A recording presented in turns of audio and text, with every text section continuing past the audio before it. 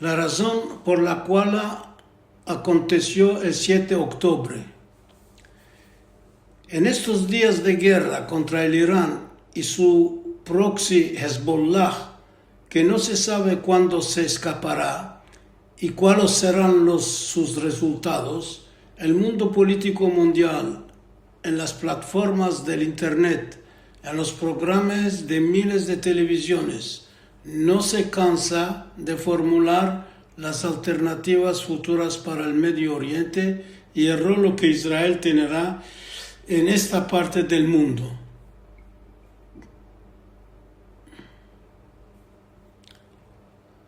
De mi punto de vista, diré que los estados que forman el Medio Oriente por seguro se toparán en un nuevo diferente atmósfera dirigido por la CIA americana, en el cual los países árabes que lo querrán o no serán en posición de reconocer la supremacía de Israel. Mas ¿cuál será de la enemistad contra el judío en el mundo árabe y musulmano? Esta cuestión será fundamental que deberá ser analizada. Es que el eslogan «Muerte a Israel el Satán, muerte a los judíos» desaparecerá o trocará de aspecto. Basta de analizar lo que aconteció en el 7 de octubre de 2023 y estudiar los factores que encorajó los enemigos de Israel de Gaza a atacar el sur de Israel. Este ataque muestra la similitud entre el programa del 7 de octubre y el inexplicable horror infligido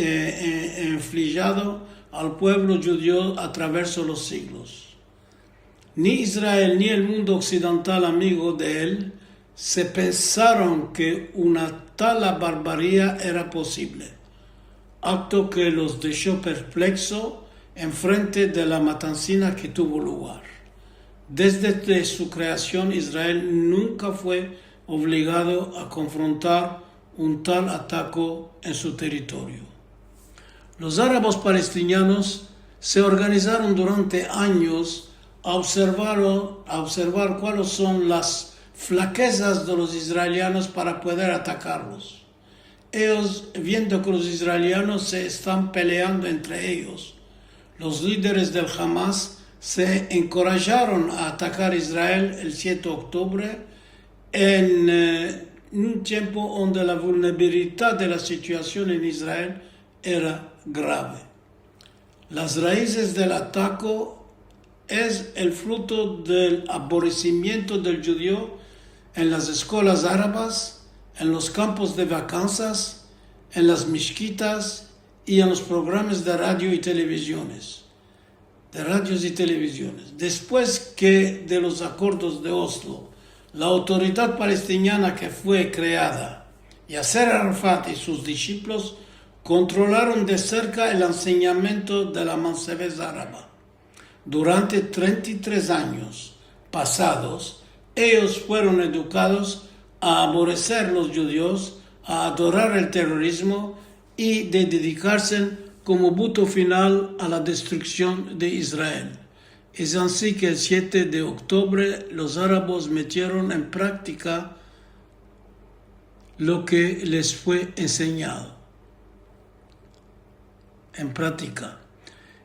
Así se ve la semejanza entre la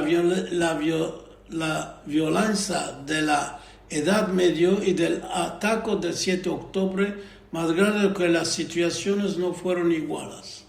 Difícil de dar a entender cómo la frontera entre Gaza e Israel estaba tanto mal controlada por Tzahal y debe por la primera vez una tal armada árabe atacar a Israel sin que la inteligencia israeliana se rende cuenta.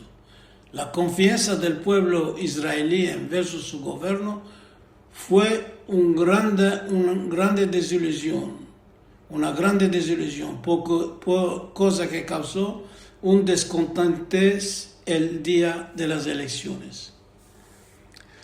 Las innovaciones tecnológicas revolucionaron la comunicación moderna, por bien como por mal, y se ve así la pugitel del antisemitismo attraverso la media sociale.